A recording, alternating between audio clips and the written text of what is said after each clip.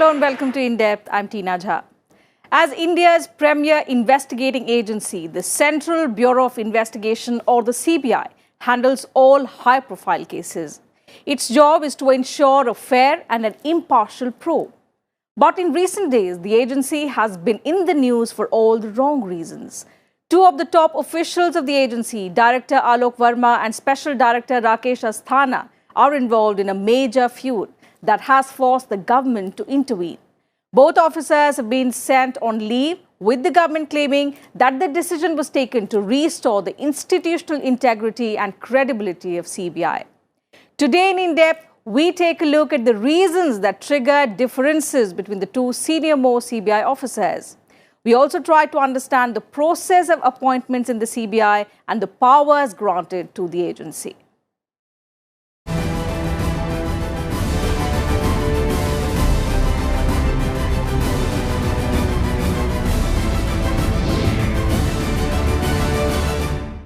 The government action against the two warring CBI officers came after a high-voltage drama in the Delhi High Court.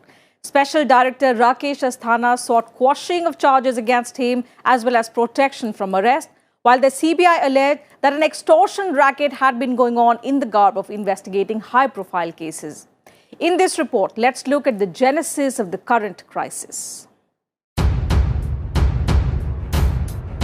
Amid grave allegations of corruption against senior functionaries of the Central Bureau of Investigation, the government stepped in on Wednesday and appointed M. Nageshwar Rao as interim chief of the investigating agency with immediate effect.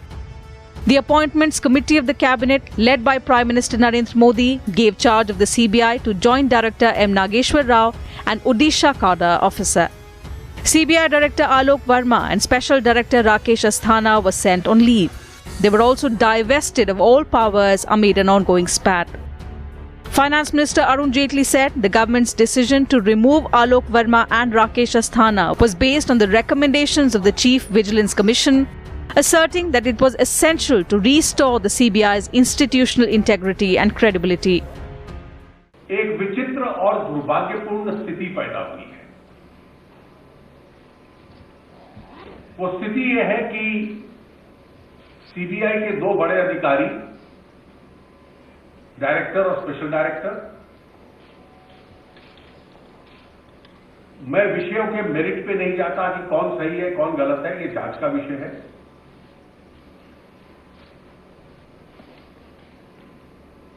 Special director का एक आरोप director के ऊपर है,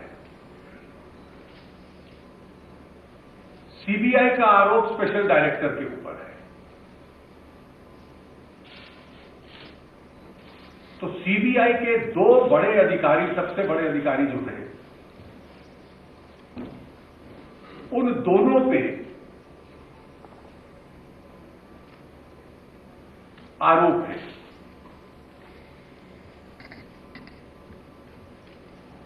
अब इसकी जांच कौन करेगा?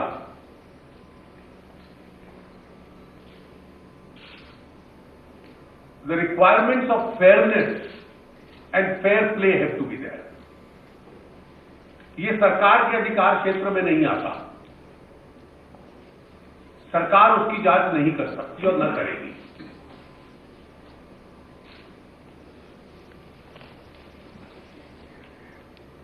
सीबीआई का जो एक्ट है, उस कानून के तहत सेंट्रल विजिलेंस कमीशन के पावर अधिकार है, सेक्शन 4(1) में,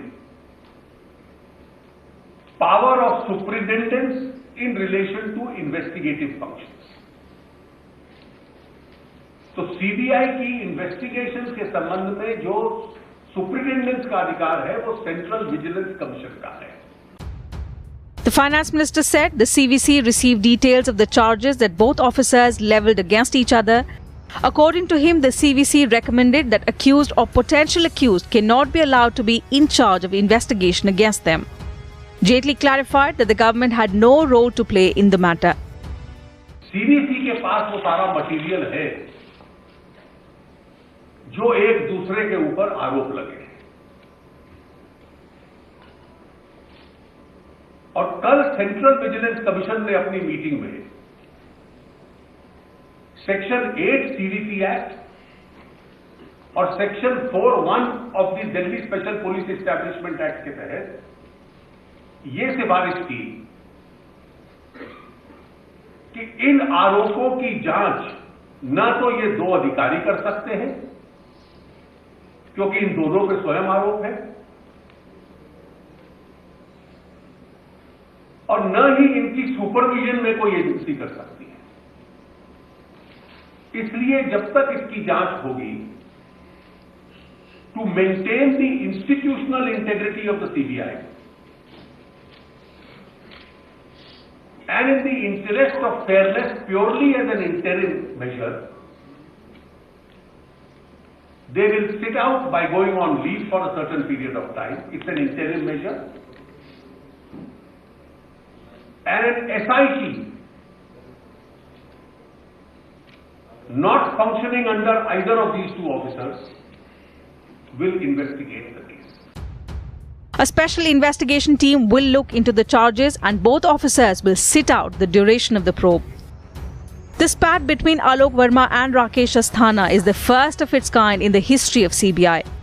It became public when Verma objected to the elevation of then Additional Director Rakesh Asthana as Special Director before the Central Vigilance Commission. Although the objections were noted, the Commission, in a unanimous decision, cleared Asthana as Special Director, making him the second in command in the agency. A PIL filed by NGO Common Cause against the decision was also rejected by the Supreme Court. Rakesh Asthana, who was in charge of the Special Investigation Team handling sensitive cases, including those related to Vijay Mallya, Augusta Westland and land acquisition in Haryana, filed a complaint against Alok Verma on 24th August, alleging that he took a bribe of 2 crore rupees from an accused investigated by him. Asthana also complained about 10 more cases of alleged corruption and irregularities against the director. He even alleged that Verma had tried to stop raids against RJD Supremo Lalu Prasad Yadav. The matter was referred by the government to the Central Vigilance Commission, which sought files of cases mentioned in Asthana's complaint. In his response, Verma told the CVC that Asthana's role was under probe in at least 6 cases, including one related to the loan default by Gujarat-based Sterling Biotech. He also told the Commission that in his absence, his second-in-command Asthana cannot represent in panel meetings.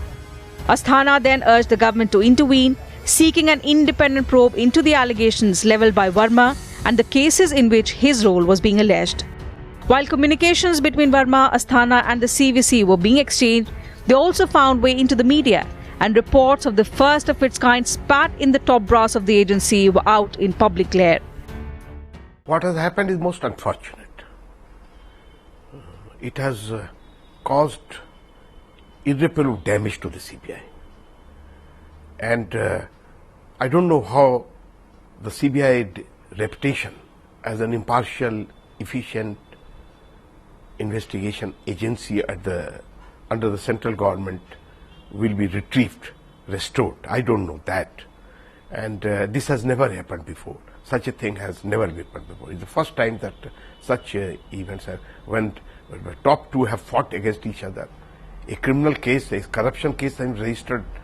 FIR has been lodged, a case has been registered against number 2, Special Director CBI.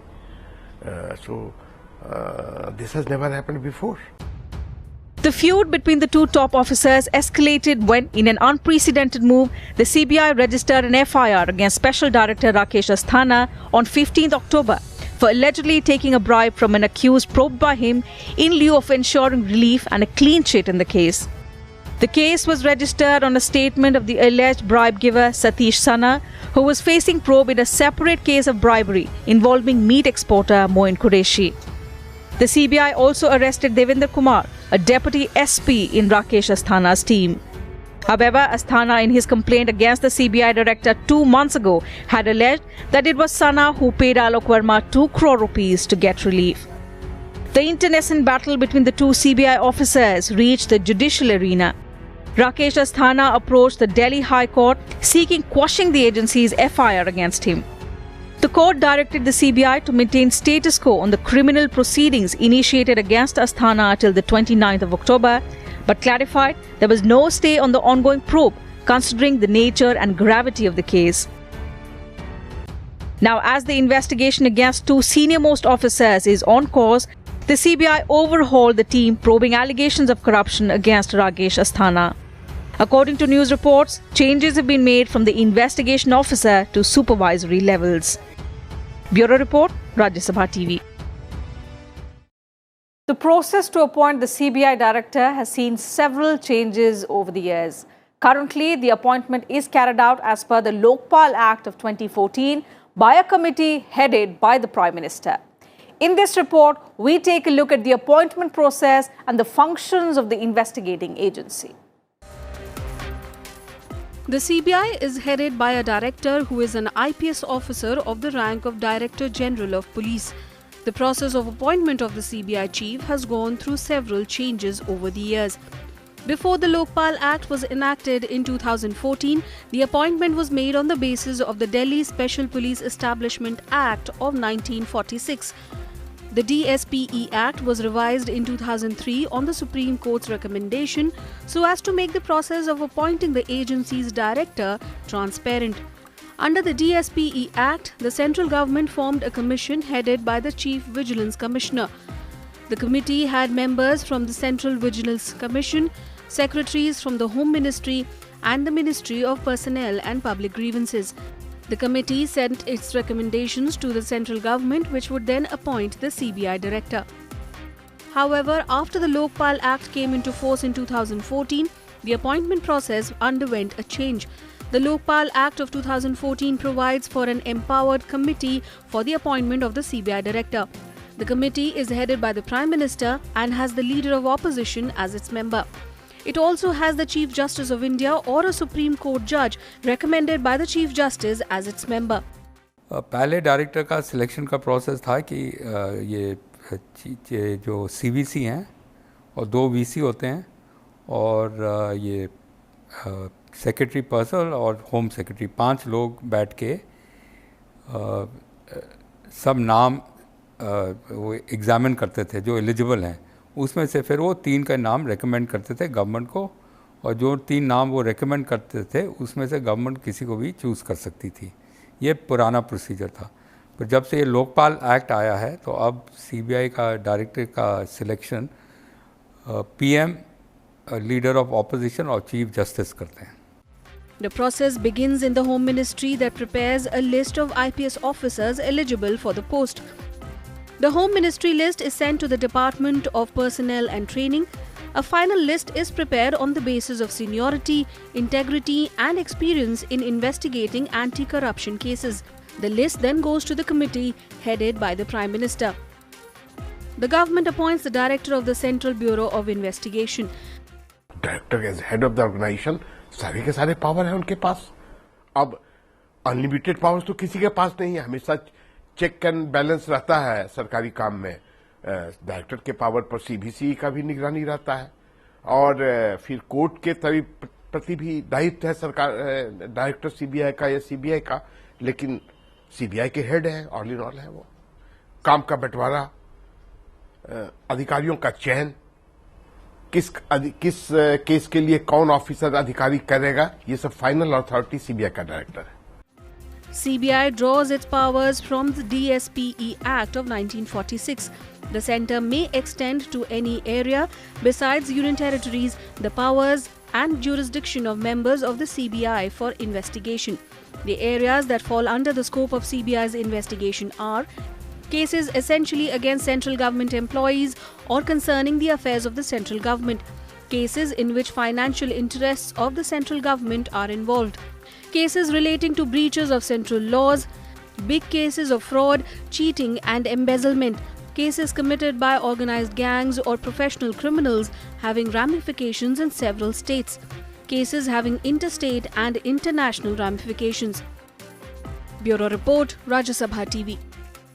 And now let's tell you how the CBI came into existence.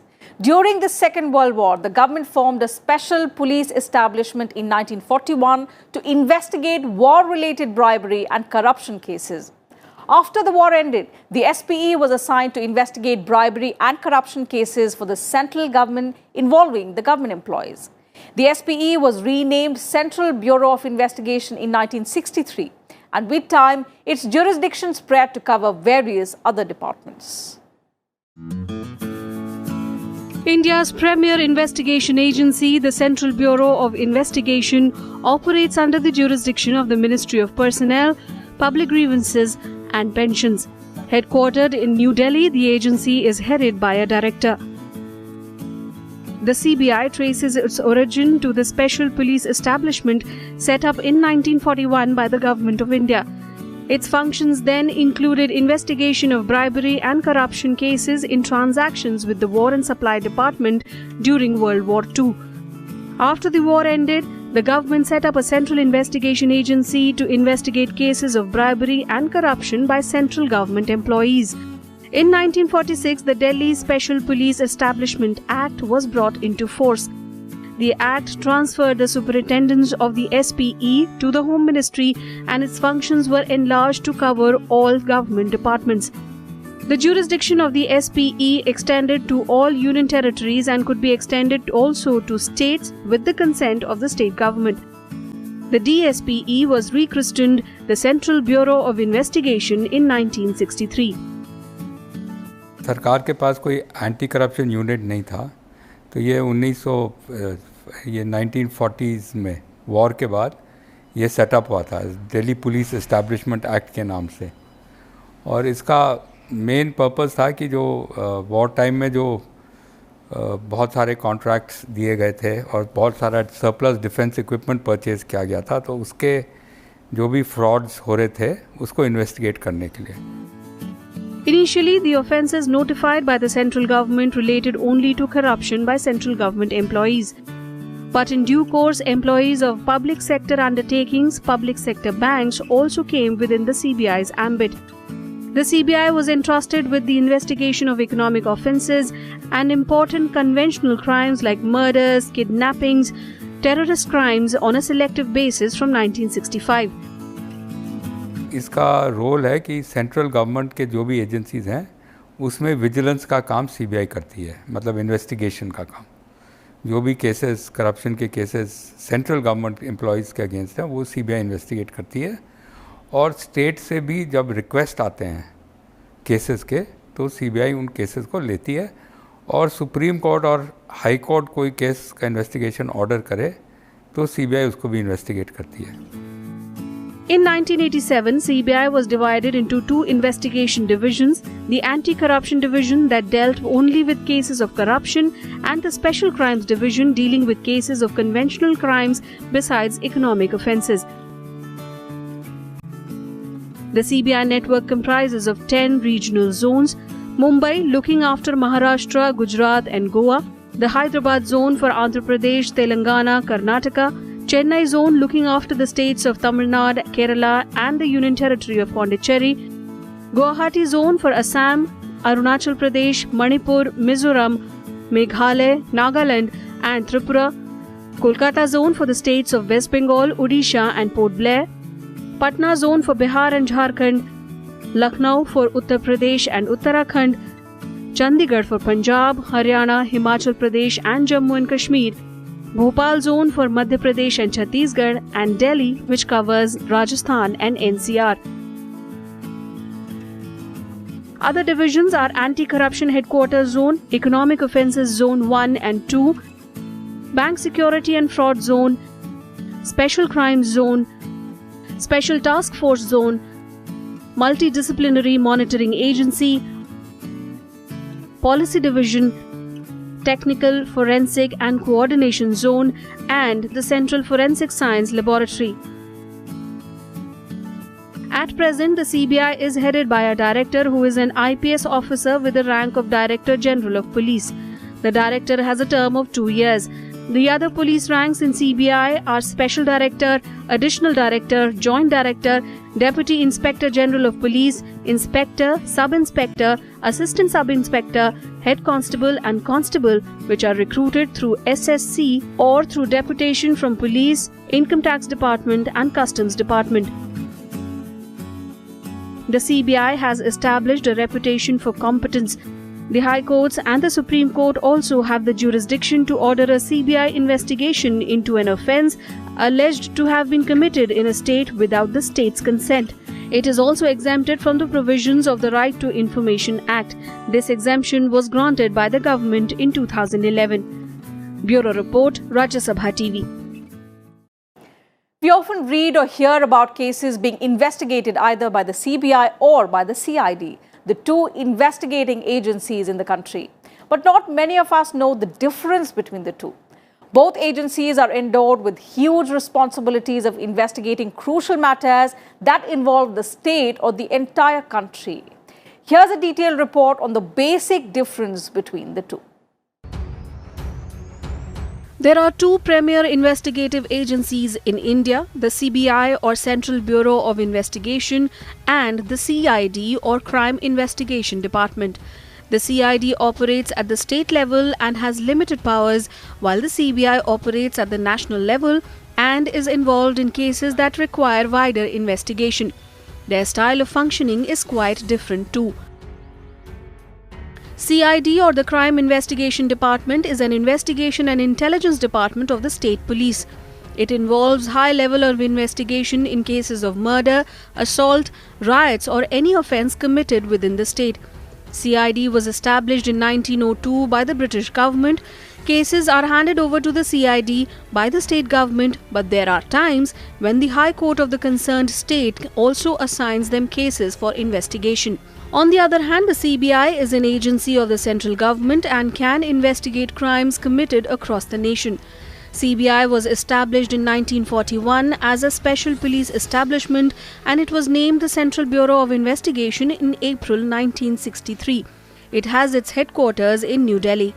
The central government can authorize the CBI to investigate certain cases in the state with the consent of the state government. The Supreme Court and the High Courts can also order the CBI to investigate a crime in any state of the country without the consent of the state government. CID state police का हिस्सा है, राज्य police का हिस्सा है।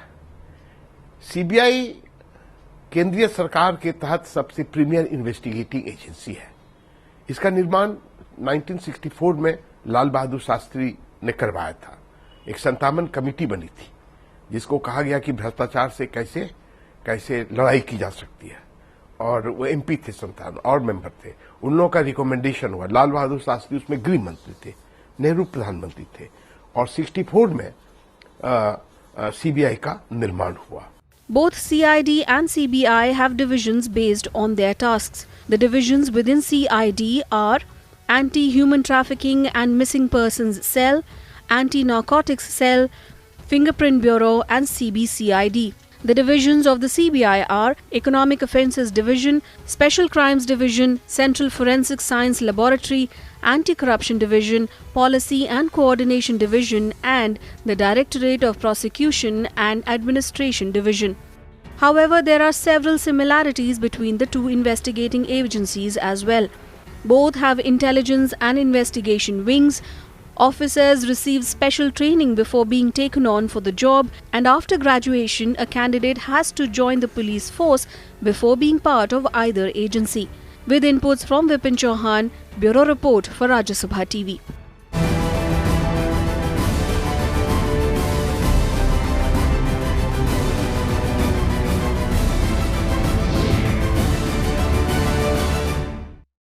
And that's it from us in today's edition of In Depth. We'll be back same time tomorrow with a focus on some other subject. You can also watch our episodes online on YouTube and Twitter and get back to us with your feedback and suggestions. Thanks for your time.